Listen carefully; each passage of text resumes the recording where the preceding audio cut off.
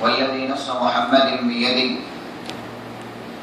لم يسمع من هذه الأمة أحد من يهودي ولا نصراني ثم يموت ولم يؤمن بالذي أرسلت به إلا كان من أصحاب النار. رواه مسلم في كتاب الإيمان باب وجوب إيمان أهل الكتاب برسالة الإسلام.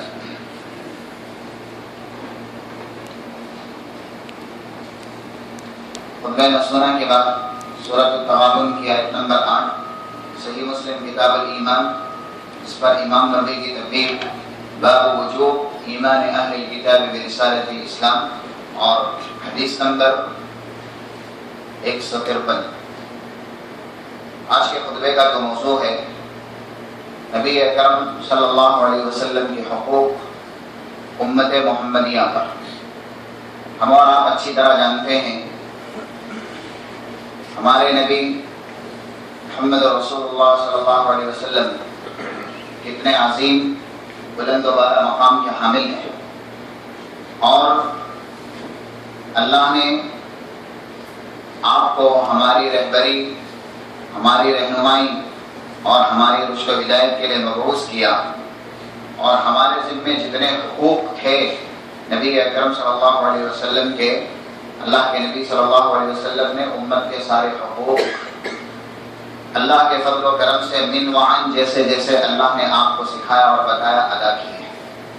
اور یہ بات مسلم ہے، جب نبی نے ان پر عائد امت کے سارے حقوق ادا کر دیے، امت مسلمہ کا بھی تقاضا یہ ہے کہ ان کے ذمے جو محمد رسول اللہ صلی اللہ علیہ وسلم کے حقوق ہیں وہ جانیں، سیکھیں اور اس کی ادائیگی کا اہتمام کریں، کیونکہ انصاف یہ ہے جیسے اللہ کا حق بندوں کے ذمے اور بندوں کا حق رب العالمین کے ذمے، اگر دو طرفہ حقوق ادا کیے جائیں گے تو یہ انصاف ہے۔ جیسے والدین کے حقوق ہیں اولاد کے ذمے، ایسے ہی اولاد کے حقوق ہیں والدین کے ذمے۔ جب دو طرفہ یہ حقوق مکمل طریقے سے ادا کیے جائیں گے تب انصاف اور عدل ہوگا۔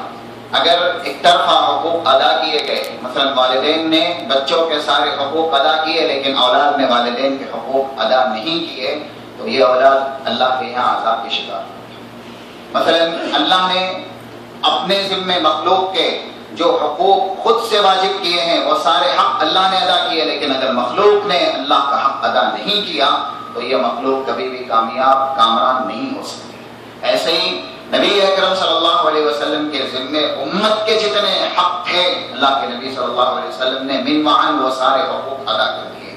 اب ہمارے ذمے محمد رسول اللہ صلی اللہ علیہ وسلم کے جو حقوق ہیں ہمیں اسے سیکھنا ہے، سمجھنا ہے اور اس کی ادائیگی کی قد و کاوش کرنی ہے۔ یہ عنوان اس لیے منتخب کیا گیا کیونکہ آنے والا اسلام کا مہینہ جسے ہم اور آپ ربیع الاول کے نام سے یاد کرتے ہیں، زیادہ تر لوگوں کا خیال اور گمان یہ ہے اسی مہینے میں نبی اکرم صلی اللہ علیہ وسلم کی ولادت رشیدہ ہوئی، یعنی ربیع الاول کا مہینہ ہے جس میں نبی اکرم صلی اللہ علیہ وسلم مولود ہوئے، آپ پیدا کیے گئے۔ جبکہ یہ بات تحقیق کی روشنی میں ربیع الاول کے مہینے کی طرف نبی اکرم صلی اللہ علیہ وسلم کی ولادت کو منسوخ کرنا صحیح نہیں ہے۔ نہیں پتا کس مہینے میں نبی اکرم صلی اللہ علیہ وسلم کی ولادت ہوئی، لیکن زیادہ تر لوگوں کا یہ کہنا ہے کہ اللہ کے نبی صلی اللہ علیہ وسلم ربیع الاول میں مولود ہوئے، پیدا کیے گئے۔ جب مہینے میں ہی اختلاف ہے کہ کون سا مہینہ ہے تو بدرجہ اولا کی تاریخ کو آپ پیدا ہوئے، اس کے اندر اختلاف ہے، اس لیے یہ عنوان منتخب کیا گیا۔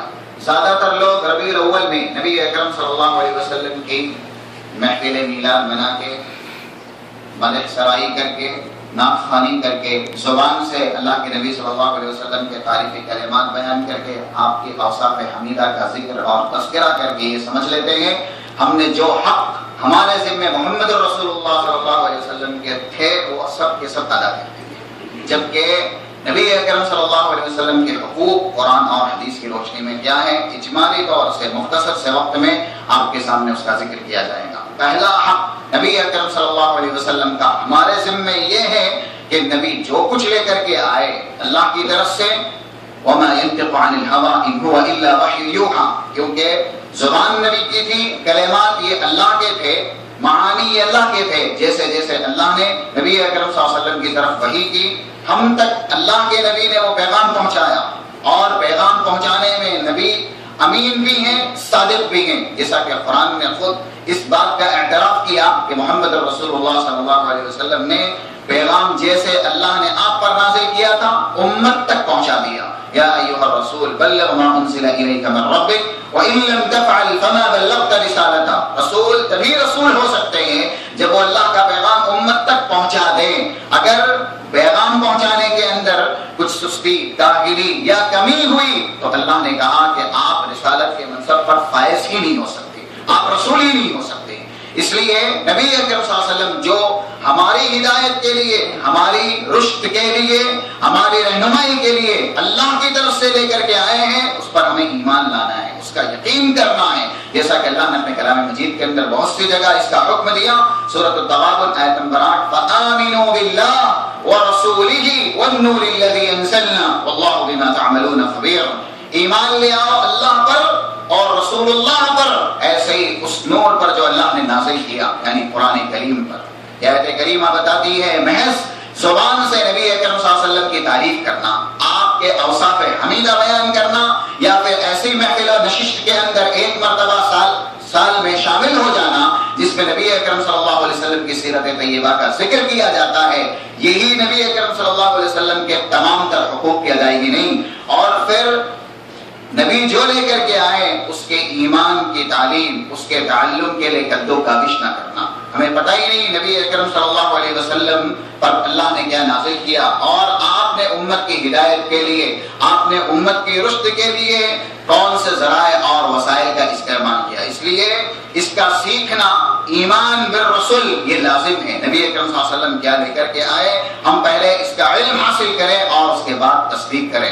اور اللہ نے اپنے کلام مجید کے اندر اہل کتاب کو بھی حکم دیا جو کہ یہودی تھے اور نصارہ تھے نبی اکرم صلی اللہ علیہ وسلم کے زمانے میں. وہ یہ کہتے تھے ہمیں اب اس نبی پر ایمان لانے کی ضرورت نہیں ہے کیونکہ ہم پہلے سے ہی ہدایت یافتہ ہیں، پہلے سے ہی جنتی ہیں. بہت سے آج بھی نام و نہاد اہل اسلام ہیں جو اس طرح کا فکرہ رکھتے ہیں کہ ہمیں نبی اکرم صلی اللہ علیہ وسلم کی سیرت طیبہ، آپ کے حقوق جاننے کا یا آپ کے حقوق کا علم حاصل کرنا یہ ضروری نہیں ہے، کیونکہ ہم نے جو کچھ سیکھ لیا ہے یہی کافی ہے ہماری ہدایت کے لیے. اللہ نے یہود اور نصارہ کی تردید کے اندر کہا، جیسا کہ قرآن کہتا ہے سورۃ الفتح آیت نمبر 13 وَمَن لَّمْ يُؤْمِن بِاللَّهِ وَرَسُولِهِ فَإِنَّا أَعْتَدْنَا لِلْكَافِرِينَ سَعِيرًا. جو یہ کہتا ہے میں ہدایت یافتہ ہوں، رسول پر ایمان لانے کی مجھے ضرورت نہیں ہے اور رسول پر ایمان کا علم حاصل کرنے کی بھی مجھے ضرورت نہیں ہے، ایسے لوگوں کے لیے دہتے ہوئے شعلے ہیں، یعنی جہنم ہے.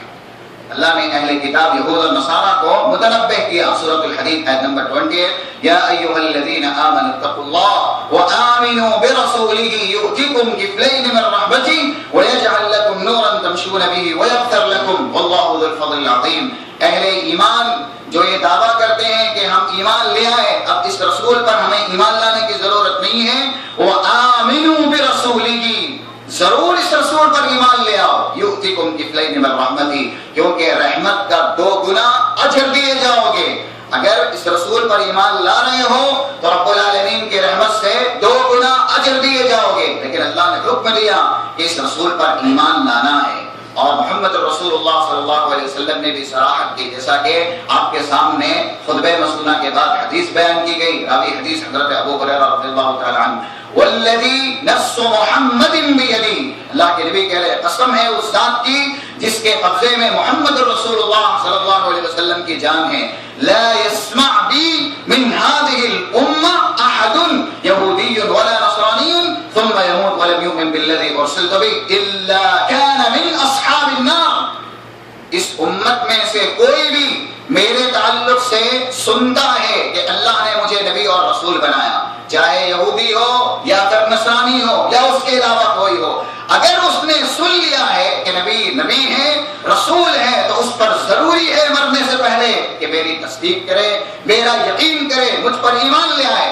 اگر مجھ پر ایمان لانے سے قبل میری تصدیق سے پہلے وہ دنیا سے رخصت ہو گیا، الا كان من اصحاب النار، وہ کوئی بھی ہو، مقام اور رتبے میں کتنا کتنا بلند ہو، حسب و نسب میں کتنا ہی بڑا ہو، لیکن نبی کی تصدیق نہیں کی اور دنیا سے رخصت ہو گیا تو اس کا ٹھکانہ جہنم ہے۔ نبی اکرم صلی اللہ علیہ وسلم نے فیصلہ دو ٹوک لفظ میں کر دیا، یہودی ہو، نصارہ ہو، قریش والا ہو، منصب میں اور حسب و نسب میں کتنا ہی عالی اور بلند ہو، لیکن میری تصدیق سے قبل وہ دنیا سے رخصت ہو گیا، میرے بارے میں سننے کے بعد الا کان من اصحاب النار، اس کا ٹھکانہ جہنم ہے۔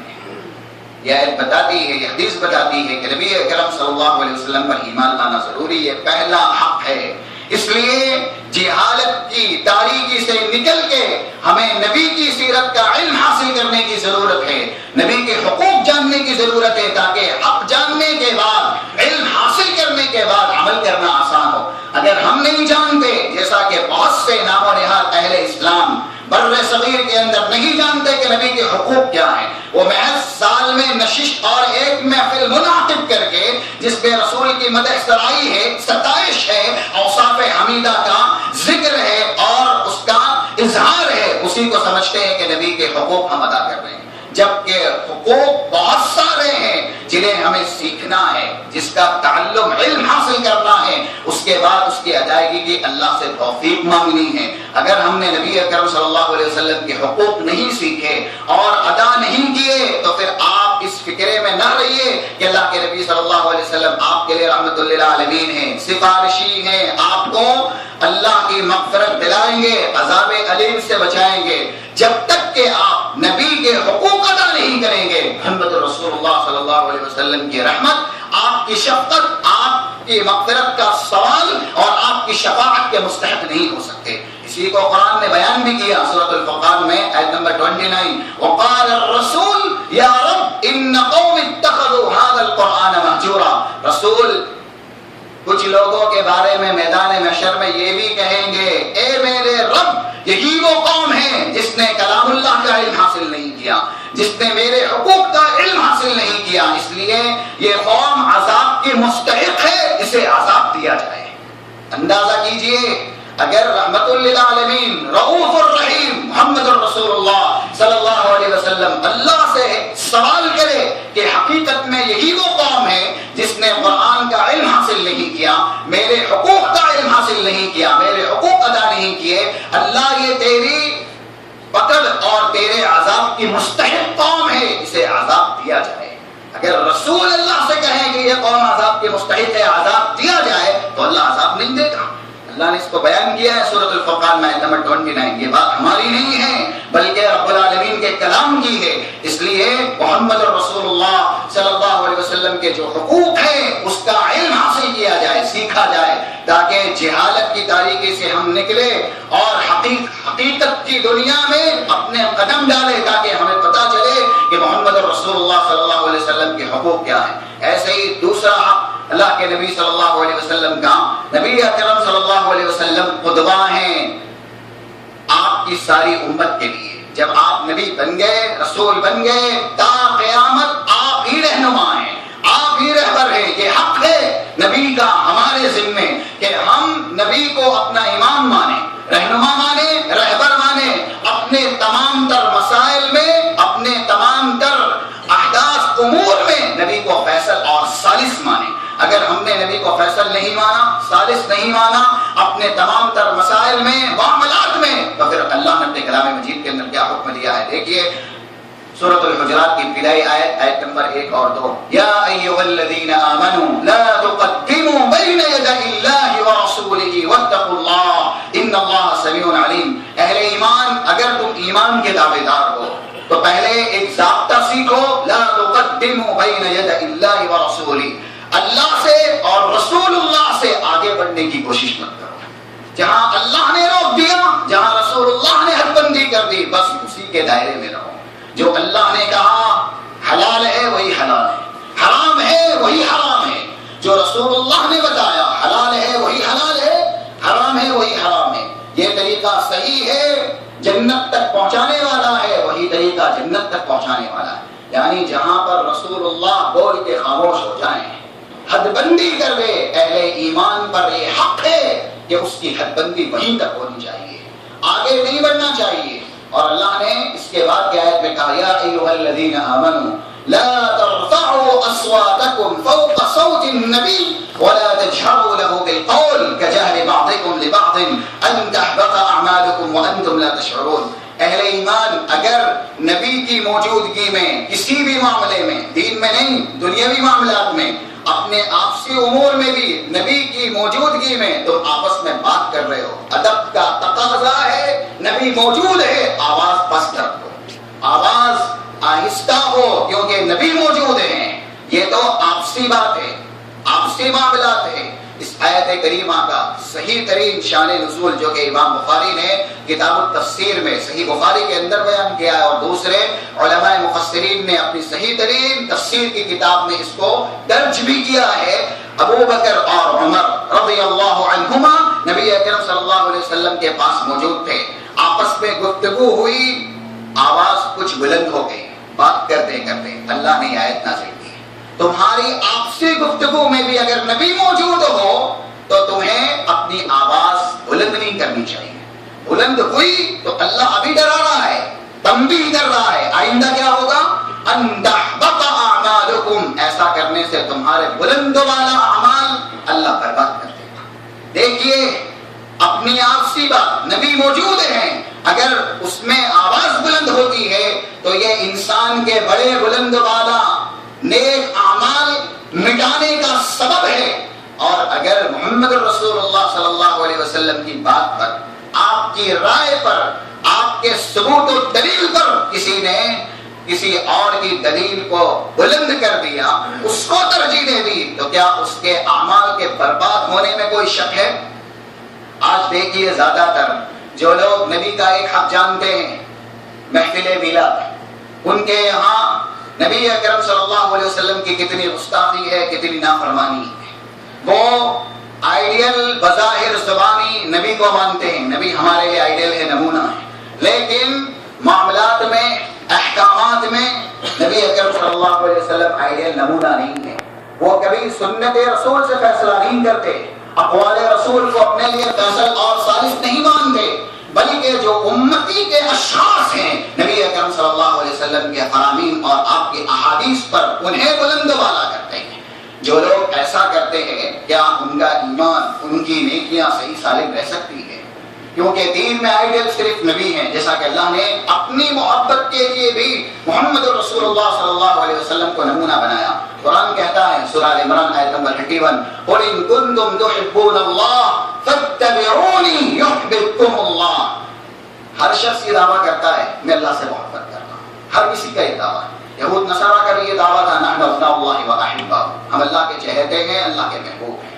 آج بہت سے لوگ یہ دعویٰ کرتے ہیں ہم اللہ سے محبت کرتے ہیں، لیکن محبت میں سچا کون ہے؟ جو اللہ سے سچی محبت کرتا ہے. فَاتَّبِعُونِی، جو اپنے احکام میں، معاملات میں مجھ کو منصف مانتا ہے، جو میری پیروی کرتا ہے، میری اقتداء کرتا ہے، اور مجھ پر امتی میں سے کسی کے قول کو ترجیح نہیں دیتا، میرے سے اوپر کسی بھی شخص کے قول کو بلند والا نہیں کرتا، میں اس کے نزدیک تمام تر اشخاص سے بلند والا ہوں، میری بات سب سے بلند مانتا ہے. فَاتَّبِعُونِی، جو میری بات مانتا ہے، میری اقتداء کرتا ہے، مجھے آئیڈیل نمونہ زبان اور عمل دونوں میں تسلیم کرتا ہے، حقیقت میں وہی اللہ سے محبت کرتا ہے. یہ دعویٰ اللہ سے محبت کا ہر کس و ناقص کرتا ہے. ہم اور آپ بھی کرتے ہیں کہ ہمیں اللہ سے محبت ہے، ہم اللہ سے محبت کرنے والے ہوں. کیوں نہ کرے؟ کیونکہ اللہ سے محبت ہی اللہ کے انعام اور اکرام کا بدلہ ہے. اگر آپ محبت کرتے ہیں اللہ سے تو اللہ کے انعام اور اکرام دیے جائیں گے. نہیں، اگر آپ اللہ سے نفرت کرتے ہیں تو نفرت کرنے والے دشمنان جو اللہ کے، ان کا ٹھکانہ کیا ہے؟ ابلیس کا ٹھکانہ کیا ہے؟ دوزخ ہے. اللہ نے کہا لَأَمْلَأَنَّ جَهَنَّمَ مِنْكَ وَمِمَّنْ تَبِعَكَ مِنْهُمْ أَجْمَعِينَ. ابلیس نے مجھ سے نفرت کی اور میرا حکم نہیں مانا، اس لیے ابلیس اور اس کے تمام تر پیروکاروں کا ٹھکانہ دوزخ ہے، جہنم ہے، دہتے ہوئے آگ کے شعلے ہیں. اس لیے نبی اکرم صلی اللہ علیہ وسلم کو منصف ماننا، عادل ماننا، ثالث ماننا، آپ کی بات امتی میں سے سارے امتیوں کی باتوں سے مقدم رکھنا، پہلے رکھنا، یہی حقیقت میں اللہ سے محبت کرنا ہے. جیسا کہ آج بہت سے لوگ جہالت نادانی میں یہ کہتے ہیں ہم نے خدا کو اپنا رہنما رہبر مانا ہے، اس لیے محمد رسول اللہ صلی اللہ علیہ وسلم نے کیا کہا، ضرورت نہیں ہے۔ اللہ نے ایسے لوگوں کے بارے میں سورۃ الاحزاب آیت نمبر 68 اور 9 میں کہا یوم تقلب وجوہہم فی النار یقولون یا لیتنا اطعنا اللہ واطعنا الرسول وقالوا ربنا انا اطعنا سادتنا وكبراءنا فاضلونا السبیل۔ بہت سے لوگ جہنم میں جائیں گے اور بڑے عذاب میں گرفتار کیے جائیں گے۔ وہ وجہ بتائیں گے ہم جہنم میں کیوں آئے، کیونکہ ہم نے دنیا میں کلمہ تو لا الہ الا اللہ محمد رسول اللہ، لیکن اطاعت میں فرما برداری میں ہم نے کس کو اپنا رہنما مانا؟ علماء کو، مشائخ کو، سرداروں کو اور اپنے زعیم لیڈروں کو۔ اس لیے آج ان کو ہم نے اپنا رہنما رہبر مانا، محمد رسول اللہ صلی اللہ علیہ وسلم کو چھوڑ کر کے جہنم کے اندر ہم آئے ہیں۔ اللہ کہے گا تم بھی نہیں بچ سکتے اور تمہارے وہ گمراہ کن رہنما لیڈر بھی نہیں بچ سکتے، دونوں ہی عذاب علیم کے شکار ہیں، جہنم کے اندر چلیں گے۔ اس لیے نبی اکرم صلی اللہ علیہ وسلم کے فرامین سے بال کے برابر بھی انحراف کرنا دوزخ میں جانے کے مثل ہے۔ اور تیسرا حق محمد رسول اللہ صلی اللہ علیہ وسلم کا یہ ہے کہ آپ کی محبت ہمارے نزدیک دنیا کے تمام تر عزیز اقارب کی محبت سے زیادہ تر ہو، جیسا کہ حضرت انس بیان کرتے ہیں، صحیح مسلم کتاب الایمان میں یہ روایت ہے، لا یؤمن احدکم حتی اکون احب الیہ من والدہ وولدہ والناس اجمعین۔ نبی اکرم صلی اللہ علیہ وسلم کی محبت اگر ہمارے نزدیک اولاد کی محبت سے، والدین کی محبت سے، جتنے ہیں دنیا میں عز اقربا تمام در لوگوں کی محبت سے زیادہ نہیں ہے تو ہم مومن ہی نہیں ہیں، ایمان کی نفی ہے، وہ شخص مومن نہیں ہو سکتا۔ اور اللہ نے قرآن میں بھی اس کا ذکر کیا، جیسا کہ سورۃ التوبہ آیت نمبر 28، قُلْ إِنْ كَانَ آبَاؤُكُمْ وَأَبْنَاؤُكُمْ وَإِخْوَانُكُمْ وَأَزْوَاجُكُمْ وَعَشِيرَتُكُمْ وَأَمْوَالٌ اقْتَرَفْتُمُوهَا وَتِجَارَةٌ تَخْشَوْنَ كَسَادَهَا وَمَسَاكِنُ تَرْضَوْنَهَا أَحَبَّ إِلَيْكُم مِّنَ اللَّهِ وَرَسُولِهِ وَجِهَادٍ فِي سَبِيلِهِ فَتَرَبَّصُوا حَتَّىٰ يَأْتِيَ اللَّهُ بِأَمْرِهِ۔ اگر تمہارے نزدیک تمہارے باپ، تمہارے اعزا اقربا، تمہارے بھائی، تمہارا خاندان، تمہاری بیویاں، تمہارا کمایا ہوا مال، تمہاری تجارت یہ اللہ سے، رسول اللہ سے اور اللہ کی راہ میں قد و کاوش کرنے سے زیادہ عزیز ہے، فتربصوا، اللہ کے عذاب کا انتظار کرو۔ آج ہم کیوں ذلیل ہیں، کیوں رسوا ہیں، کیوں ذلت اور رسوائی کے شکار ہیں، کیوں ہمارا مقدر ذلت ہے، تباہی ہے، بربادی ہے؟ محمد رسول اللہ صلی اللہ علیہ وسلم نے پیشین گوئی کی تھی، جیسا کہ ابو داؤد کی صحیح روایت ہے، عبداللہ ابن عمر اس کے راوی ہیں، بعثت بین یدی الساعة بالسیف حتی یعبد اللہ وحدہ لا شریک لہ وجعل رزقی تحت ظل رمحی وجعل الذل والصغار على من خالف امری ومن تشبہ بقوم فهو منهم۔ اللہ نے قیامت کے قریب مجھے نبی اور رسول بنا کر کے بھیجا ہے اور مجھے اس بات کی بھی اجازت دی ہے اگر تلوار کی بھی ضرورت پڑے اپنی رسالت منوانے کے لیے تو اس کا استعمال کرنا بھی ہم آپ کے لیے جائز قرار دیتے ہیں، جیسا کہ نبی اکرم صلی اللہ علیہ وسلم کی حدیث ہے متفق علیہ، امرت ان اقاتل الناس حتى يشهدوا ان لا اله الا الله وحتى يؤمنوا به وبما جئت به۔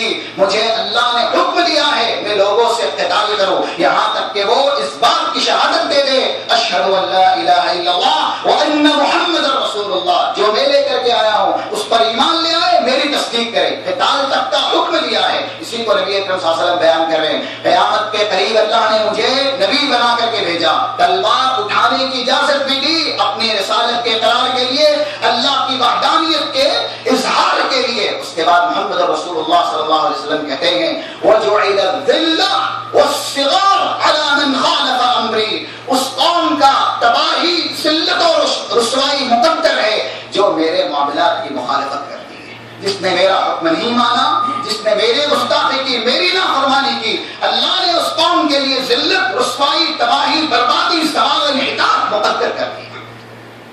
آج ہم کیوں پستے ہیں؟ اسی وجہ سے خود اپنی زندگی کا جائزہ لیجئے، اپنے ضمیر سے سوال کیجئے، رسول اکرم صلی اللہ علیہ وسلم کی نافرمانی، گستاخی ہم نے کتنی زیادہ کی ہے؟ سر کا پیر گستاخ رسول کے لباس میں ملبوس ہے، یہ چادر اوڑی ہے، جب تک کہ یہ چادر نہیں ہٹے گی، یہ لباس جسم سے الگ نہیں ہوگا۔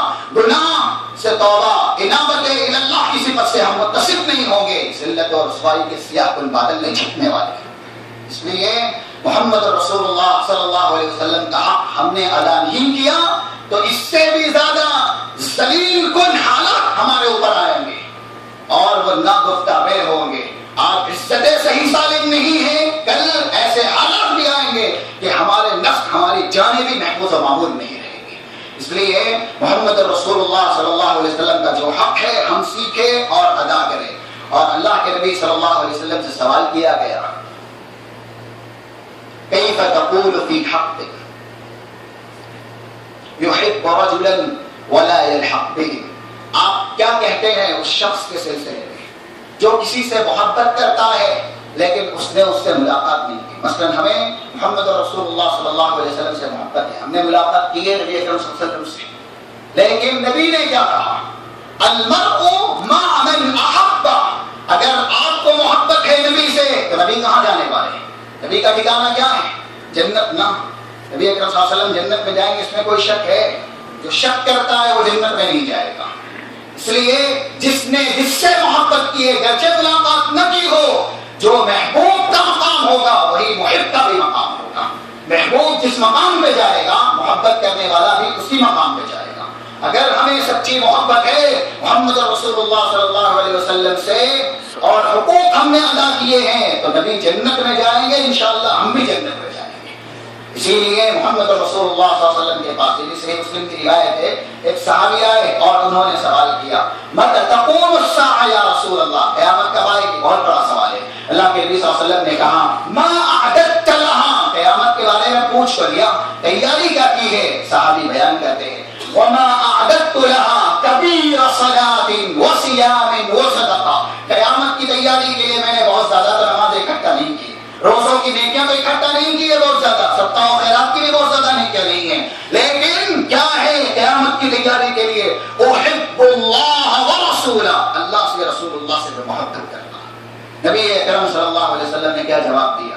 اگر تمہیں رسول اللہ سے اللہ سے محبت ہے المرء مع من احب، تو جس سے تم محبت کرتے ہو یوں سمجھ لو تمہارا حشر ان کے ساتھ ہی ہے. حضرت انس رضی اللہ تعالیٰ عنہ بیان کرتے ہیں فما فرحنا بعد الاسلام فرحا اشد من قول رسول اللہ صلی اللہ علیہ وسلم. رسول اللہ کی باتوں سے ہمیں خوشی ملتی تھی لیکن سب سے زیادہ خوشی اسلام لانے کے بعد اس بات سے ملی کہ اگر ہم نے رسول اللہ سے محبت کی ہے تو ہم بھی رسول اللہ کے ساتھ جنت میں ہوں گے. فوراً اظہار کرتے ہیں حضرت انس احب اللہ ورسولہ وابا بکر وعمر، مجھے رسول اللہ سے محبت ہے، ابو بکر سے محبت ہے، حضرت عمر سے محبت ہے اور میرا یہ یقین ہے کہ میں ان کے ساتھ رہوں گا. وَإِن لَّمْ أَعْمَلْ عَلَىٰ أَعْمَالِهِمْ، اگرچہ میرا عمل ان کے عمل کے مطابق، یعنی اس طرح سے میرا عمل نہیں ہے جس طریقے سے ان کی نیکیاں ہیں، اتنی نیکیاں میرے پاس نہیں ہیں، اتنے بلند و بالا ثواب میرے پاس نہیں ہے جتنے بلند و بالا ثواب رسول اللہ کے پاس ہے، ابو بکر اور عمر رضوان اللہ علیہ مجمعین کے پاس ہے. یہ تقاضا ہے محبت رسول کا. اور محبت رسول کا یہ مطلب نہیں ہے ظاہر کر دیا جائے جیسا کہ آپ محفل منا لیں میلاد کی اور اس نشش میں شامل ہو جائے. یہ طریقہ بھی قرآن اور حدیث کے خلاف ہے. اگر یہ طریقہ اختیار کرتے ہیں نبی سے محبت کا، آپ عذاب دیے جا سکتے ہیں لیکن ثواب نہیں دیے جا سکتے، کیونکہ نبی اکرم صلی اللہ علیہ وسلم نے کہا مجھ سے محبت کرنی ہے تو پھر میرے فرمان سے، میری احادیث سے محبت کرو، میرے اعمال سے، میرے سکھلائے ہوئے طریقے سے محبت کرو. جو طریقہ نبی نے سکھایا نہیں، جس طریقے سے محبت کرنے کا، اظہار کرنے کا نبی نے حکم نہیں دیا، اگر وہ طریقہ اختیار کرتے ہیں نبی اکرم صلی اللہ علیہ وسلم سے محبت کرنے کا تو اللہ کے یہاں پکڑ کے مستحق ہوں گے. اس لیے محبت کا مطلب ہے ہم جو کہہ رہے ہیں اس کے مطابق کر کے دکھائیں، محبوب کی موافقت ہو، مطابقت ہو. اسی لیے حضرت علی کہا کرتے تھے تعصی الہ وانت تظہر حب هذا محال في القياس بديع لو كان حبك صادقا لأطعته ان المحب لمن يحب مطيع. ہم اور آپ کا دعویٰ ہے اللہ سے محبت کا، رسول اللہ سے محبت کا. ہم اس دعوے میں اگر ثبوت پیش نہیں کرتے، عمل سے کر کے نہیں دکھاتے تو یہ دعویٰ سچا نہیں، جھوٹا ہے. کیونکہ جو بھی جس سے محبت کا دعویٰ کرتا ہے محبوب کا تابع ہوتا ہے، محبوب کے موافق اور مطابق رہتا ہے. ہم اگر رسول اللہ سے محبت کے دعوے دار ہیں، ہمارا پورا عمل رسول اللہ صلی اللہ علیہ وسلم کی اقوال اور احادیث کی روشنی میں ہو، آپ کی سیرت طیبہ کی روشنی میں ہو، آپ کے آئیڈیل نمونہ جو آپ نے سکھایا ہے اس کی روشنی میں ہو۔ اگر ہمارا عمل نبی اکرم صلی اللہ علیہ وسلم سے مخالف ہے اور زبان سے دعویٰ ہے کہ رسول اللہ ہمیں عزیز ہیں، ہم ان سے بہت زیادہ محبت کرنے والے ہیں، تو محض یہ دعویٰ اللہ کے یہاں ہمیں اچھے نتیجے تک نہیں پہنچا سکتا۔ یہود نصارہ نے بھی دعویٰ کیا تھا ابناء اللہ و احباؤہ، ہم بھی اللہ کے محبوب بندے۔ اللہ نے کہا دلیل پیش کرو، قل ہاتوا برہانکم ان کنتم صادقین، اگر تم سچے ہو، اللہ کے محبوب ترین بندے ہو تو دلیل لاؤ، تمہیں اللہ نے بندر کیوں بنایا، خنزیر کیوں بنایا؟ اللہ کبھی اپنے محبوب بندے کو عذاب نہیں دیتا۔ اور قل یا ایھا الذین ھادوا ان زعمتم انکم اولیاء للہ من دون الناس فتمنوا الموت ان کنتم صادقین، تمہارا دعویٰ ہے کہ تم اللہ سے محبت کرتے ہو، اللہ کے چہیتے بندے ہو، تو پھر موت کی تمنا کرو۔ یعنی دعویٰ اگر دلیل کے بغیر ہے تو باطل ہے۔ ہم دعویٰ کرتے ہیں محمد رسول اللہ صلی اللہ علیہ وسلم سے محبت کرنے کا، تو جو حقوق اللہ نے ہمارے اوپر عہد کیے ہیں نبی کے، وہ حقوق ہم سیکھیں، اپنے زندگی میں نافذ کرنے کی کوشش کریں، عمل سے ظاہر کریں کہ ہمیں نبی محبوب ہیں، نبی پسند ہے، اپنے کردار میں، اخلاق میں اور پوری زندگی میں محمد رسول اللہ صلی اللہ علیہ وسلم کی سنت کا اظہار کریں، یہی محبت ہے۔ رب العالمین سے دعا ہے نبی اکرم صلی اللہ علیہ وسلم کے جو حقوق ہم پر ہیں اسے سیکھنے اور زندگی کے اندر نافذ کرنے کی توفیق مرحمت فرمائے۔